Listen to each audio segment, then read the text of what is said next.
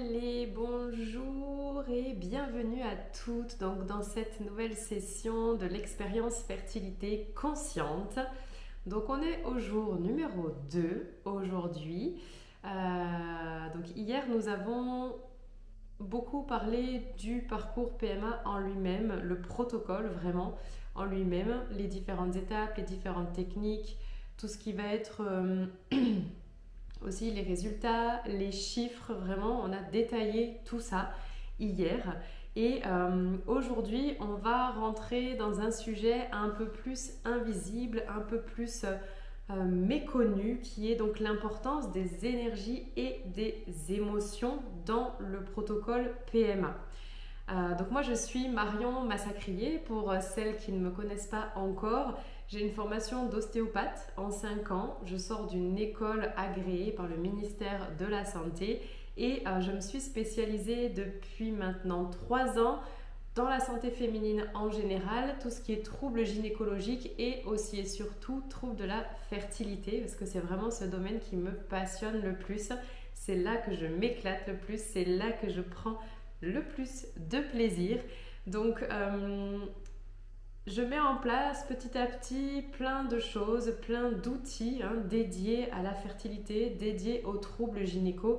Et donc cette expérience-là, gratuite, fertilité consciente, elle fait partie vraiment de ce processus, elle fait partie du projet global dans lequel moi je me donne pour mission vraiment que chaque femme ait accès à ce chemin vers la fertilité qui leur convient et qui leur va le mieux, que ce soit pour de la fertilité naturelle ou un parcours PMA.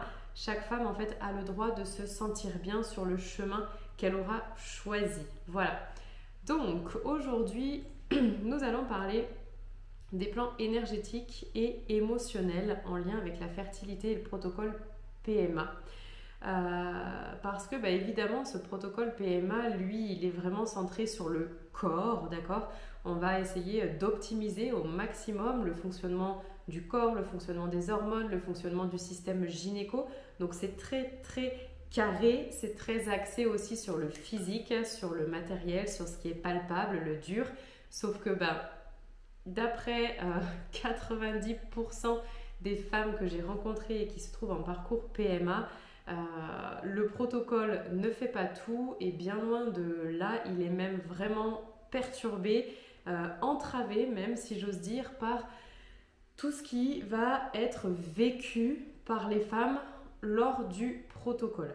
Les plans énergétiques et émotionnels, ce sont des aspects de notre fonctionnement qui sont bien souvent mis de côté. Nous ne sommes pas uniquement un corps, ok ? Nos atomes qui nous composent vibrent les uns par rapport aux autres et créent de l'énergie. Okay, nous avons une énergie qui nous est propre, une énergie qui est changeante, une énergie qui dépend des interactions avec les autres, qui dépend de ce qu'on mange, qui dépend de toutes les relations qu'on a, qui dépend aussi de notre vécu émotionnel. D'accord? C'est très changeant. Donc je vous laisse imaginer un peu le plan énergétique, à quel point il est bousculé lors d'un protocole PMA, d'accord, entre toutes les injections, les tests, les allers-retours, les examens, les stress, est-ce que ça va marcher, etc. Et le plan émotionnel, lui c'est pareil. On va ressentir certaines émotions, et ces émotions en fait elles vont impacter directement notre corps, elles vont impacter directement notre énergie. Et elles peuvent même venir s'ancrer à l'intérieur de nos tissus et les faire dysfonctionner. Okay, j'ai la conviction profonde, c'est une croyance, d'accord, que j'ai moi et qui n'engage que moi, d'accord, c'est que chaque trouble gynéco, chaque maladie gynéco, chaque douleur qu'on peut avoir au niveau du corps, chaque dysfonctionnement trouve son origine dans notre vécu personnel, dans notre vécu émotionnel, dans notre vécu physique, etc. C'est-à-dire que tout ce qu'on a vécu de notre conception jusqu'à aujourd'hui nous prédispose à éveiller plus facilement de l'asthme ou des constipations ou des douleurs de règles, ou des difficultés à donner la vie, etc. Ok? Ça, c'est ce en quoi moi je crois, et c'est là-dessus en fait que sont basés tous mes accompagnements, toutes mes expériences, tous mes outils. Vraiment toute ma prise en charge en fait est basée sur ça. Nous sommes un corps, des énergies, des émotions, et que pour aller bien, pour vivre bien le protocole PMA par exemple, nous devons absolument prendre en compte le corps, les énergies et les émotions, parce que sinon il va forcément manquer quelque chose, et donc l'optimisation du protocole ne peut pas être complète. Ok? Donc sur le plan vraiment des émotions, l'émotion, elle peut être motrice ou alors elle peut freiner la fertilité. Ok? Malheureusement, dans un parcours PMA, ce qui ressort le plus, c'est pas la joie, le bonheur, l'excitation, le bien-être et tout ça. Pas du tout, loin de là.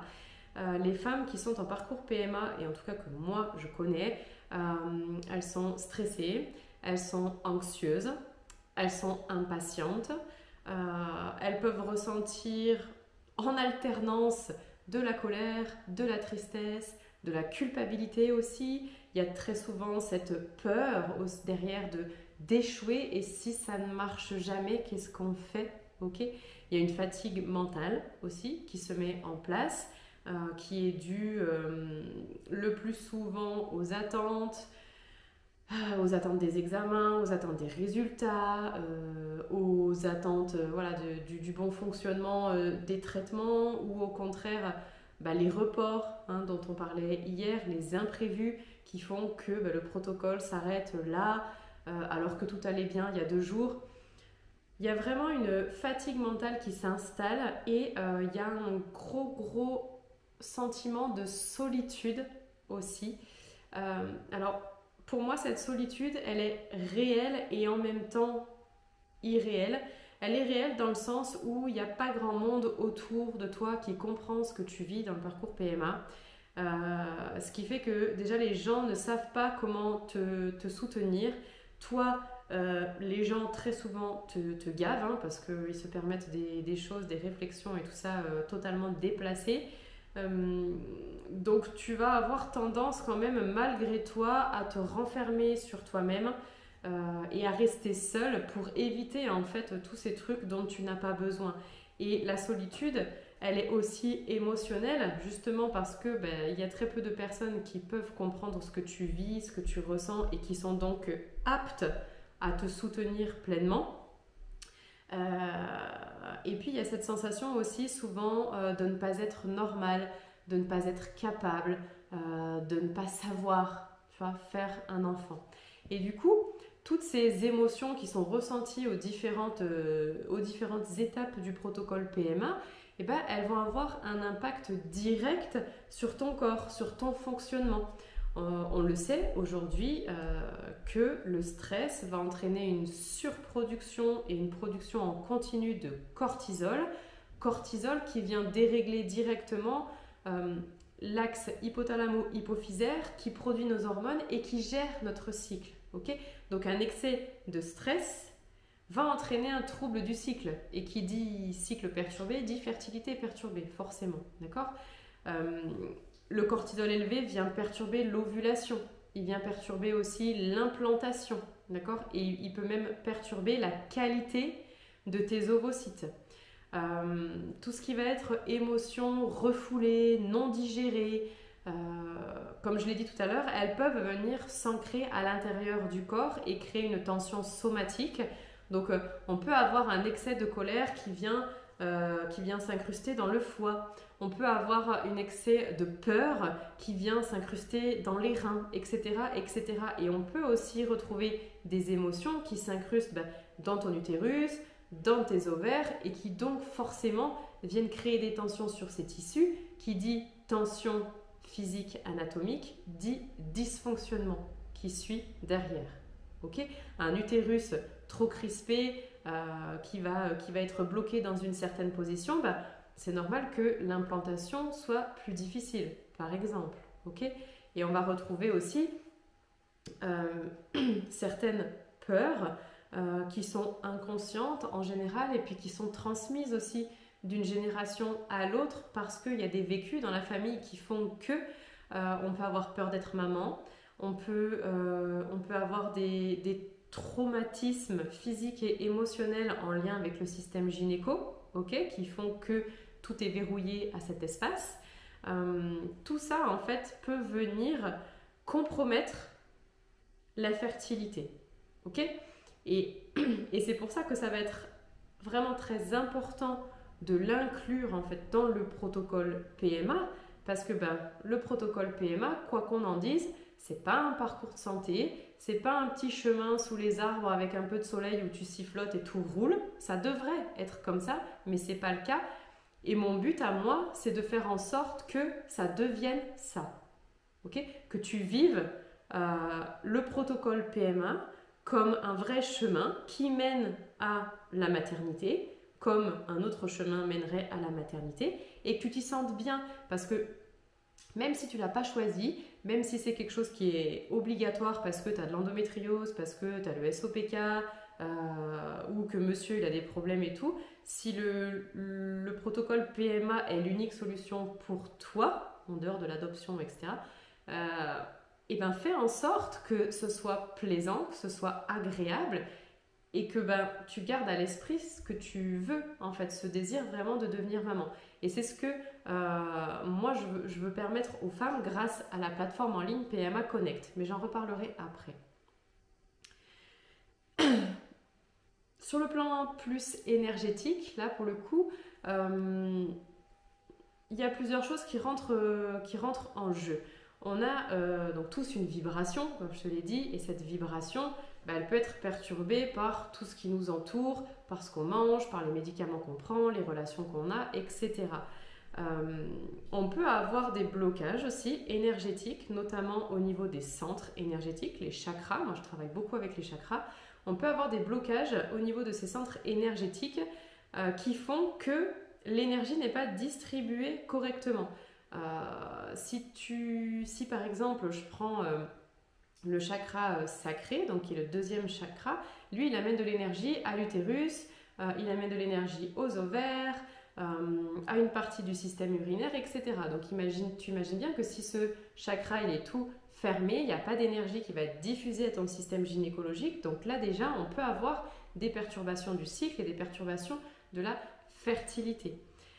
Ces centres énergétiques, ils sont intimement liés avec le plan émotionnel. Chaque chakra a une symbolique, plus émotionnelle.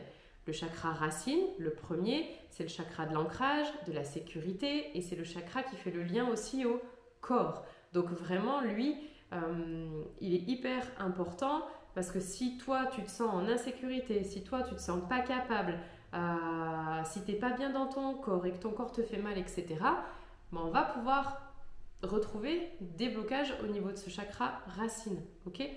Le chakra sacré, lui, il est plus en lien avec l'utérus, les émotions, la créativité, et il est très facilement perturbé justement par un choc émotionnel un peu important, comme un décès, un deuil, des traumas gynéco aussi. Donc là, encore une fois, si dans ton vécu, tu as ce genre de choses, il est fort possible que ton chakra sacré soit fermé et que donc toute la mécanique de la zone pelvienne soit compromise. L'énergie, elle vient aussi influencer l'accueil de l'embryon dans un corps. Parce que cet embryon, il va avoir aussi une vibration qui lui est propre. D'accord ? L'implantation d'un embryon va venir perturber ton énergie à toi. Est-ce que c'est OK avec ça ? Ça va venir perturber ton équilibre. Donc peut-être aussi que il y a des échanges énergétiques qui ne sont pas forcément possibles, et peut-être que ça peut expliquer aussi en partie le pourquoi ça ne fonctionne pas systématiquement de suite, le protocole PMA. Les énergies, elles viennent nous demander aussi si l'utérus il est prêt. Est-ce que le réceptacle il est prêt, ou alors est-ce qu'il est contracté, ou alors est-ce qu'il est en tension, et vraiment l'énergie, tu peux toi faire en sorte qu'elle aille dans le sens où tu veux ou qu'elle aille contre toi. Et ça va dépendre aussi de ton état de pensée, de ton état d'esprit, comment tu vis le protocole PMA, etc., etc. Donc là, encore une fois, avec PMA Connect, la plateforme en ligne tout en un, tu vas pouvoir vraiment prendre soin de ton corps, prendre soin de tes énergies, prendre soin de tes émotions. Tu vas pouvoir te préparer réellement à vivre le protocole PMA. Tu vas pouvoir aussi être paré à toute éventualité, à toute contrainte, à toute imprévu aussi. Et c'est ce qui va permettre en fait de trouver un équilibre général qui va faire que ton corps sera dans les meilleures conditions pour accueillir la vie. Et donc, probablement que la prochaine insémination sera la bonne ou la prochaine FIV sera la bonne. Ok ? Donc, en résumé, là, sur cette partie, tu peux avoir le meilleur protocole médical du monde, tu peux avoir le meilleur gynécologue, le meilleur spécialiste du monde, tu peux avoir le bon timing et tout ça, le partenaire idéal ou pas. Mais si ton corps, en fait, il est en résistance et si tes émotions sont mal accueillies ou si ton énergie est bloquée ou trop faible, en fait, le terrain n'est pas fertile. Et t'auras beau faire un nombre incalculable d'inséminations ou de FIV, tu vas détruire ton corps, détruire ton énergie, finir par abandonner parce que tu n'en peux plus, sans avoir ce que tu voulais au départ. Ok ? Donc c'est vraiment prendre en compte, apprendre vraiment à s'occuper des différents plans qui te composent. Et donc, on va prendre soin de ton corps, de ton énergie et de tes émotions aussi. Et c'est ce dont je voulais vous parler aussi maintenant. C'est pour ça que j'ai créé la plateforme PMA Connect. Okay, dans ce parcours médical, comme la PMA, tout est orienté vers l'action, le faire. Okay, fais les injections, fais les échographies, fais les rendez-vous, récupère les résultats. Donc c'est quelque chose qui est normal, qui est obligatoire, c'est indispensable aujourd'hui et c'est une chance vraiment d'avoir accès à toutes ces techniques aujourd'hui en France, mais malheureusement c'est pas suffisant. Okay, si les taux de réussite des inséminations et des FIV ne dépassent pas les 30-40%, c'est parce que les personnes ne sont pas prises vraiment dans leur globalité, dans leur entièreté. Okay, et PMA Connect, pour moi en fait c'est comme un accompagnement qui vient réunir tout ce que la médecine va laisser un peu de côté et qui joue pourtant un rôle clé, donc à savoir les énergies et à savoir les émotions. Donc concrètement, qu'est-ce qui se passe dans PMA Connect ? Tu vas pouvoir apprendre à te recentrer sur toi, vraiment à prendre soin de toi et à déconnecter un petit peu du protocole. Tu vas pouvoir apprendre aussi à calmer profondément ton système nerveux, réguler le stress, limiter la charge mentale, faire que le parcours PMA ne soit plus une contrainte. Okay, tu vas pouvoir aussi comprendre un petit peu ce qui peut bloquer, ce qui peut faire que le protocole n'a pas fonctionné jusqu'à maintenant. Et tu vas pouvoir travailler là-dessus, tu vas pouvoir le libérer de toi-même. Okay, et dans PMA Connect, un truc quand même important, tu vas te retrouver avec d'autres femmes qui vivent des choses similaires aux tiennes. Et puis je serai moi disponible aussi dans un canal de discussion pour accueillir tes émotions, pour te soutenir, pour te permettre de décharger vraiment en toute sécurité. Okay, donc je vais vous montrer. Hop là. Je vais vous montrer la plateforme parce que j'ai un petit peu avancé. Hop. Partager les onglets. Hop. Donc voilà, en fait, ça va se montrer comme ça. Donc tu vas avoir une page d'accueil en fait où tu vas pouvoir choisir de quoi est-ce que tu as le plus besoin aujourd'hui à l'instant T. Est-ce que c'est d'aider ton corps? Est-ce que c'est d'avoir de l'énergie? Est-ce que c'est de libérer ton esprit?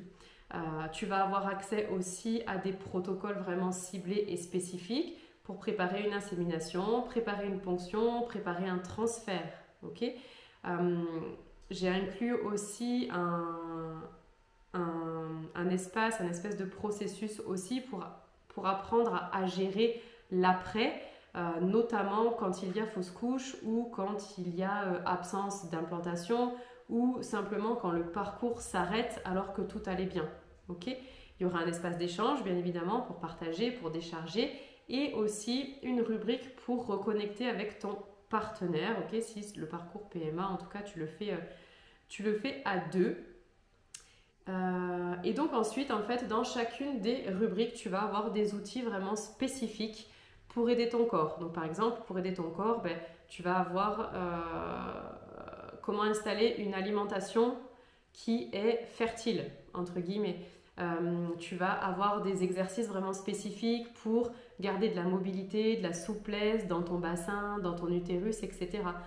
Tu vas retrouver des exercices aussi de respiration pour dynamiser, pour faire circuler le sang dans ton corps et optimiser. Vraiment, il n'y a rien qui est laissé au hasard. Tout est dedans. Donc voilà, si cette plateforme te parle et t'intéresse, alors n'hésite pas à me le faire savoir via Messenger et puis je pourrais t'envoyer en fait les liens, les informations, etc. La plateforme elle va sortir le 21 juin officiellement, mais tu peux d'ores et déjà t'abonner si tu le souhaites pour être sûr de commencer quand ça ouvrira. Et là, jusqu'au 21 juin, il y a un tarif préférentiel sur l'abonnement mensuel. Donc, je t'envoie tout ça si ça t'intéresse. Voilà. Donc, voilà tout ce que j'avais à dire aujourd'hui sur le lien vraiment avec le protocole PMA et les énergies, les émotions.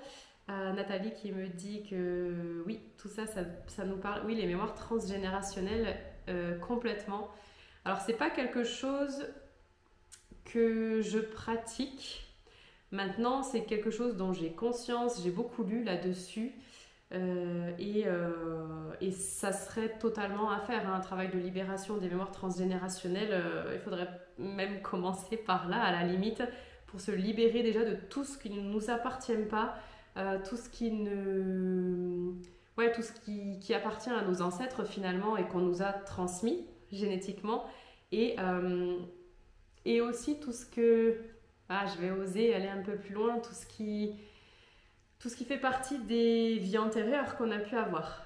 Ok ? Parce que là aussi, il y a quelque chose à faire. Je vous dis à demain, du coup, pour une nouvelle vidéo à 12h30. On va parler beaucoup plus de comment interagir réellement avec les différentes phases du protocole. On va rentrer un peu plus dans le vif du sujet sur ce que toi tu peux faire, sur ce que toi tu peux mettre en place en fait vraiment très simplement de chez toi en plus et gratuitement pour interagir avec le protocole et faire en sorte de le subir le moins possible. Voilà. Allez, moi aussi j'ai hâte d'être à demain et je vous souhaite une excellente après-midi. Bisous!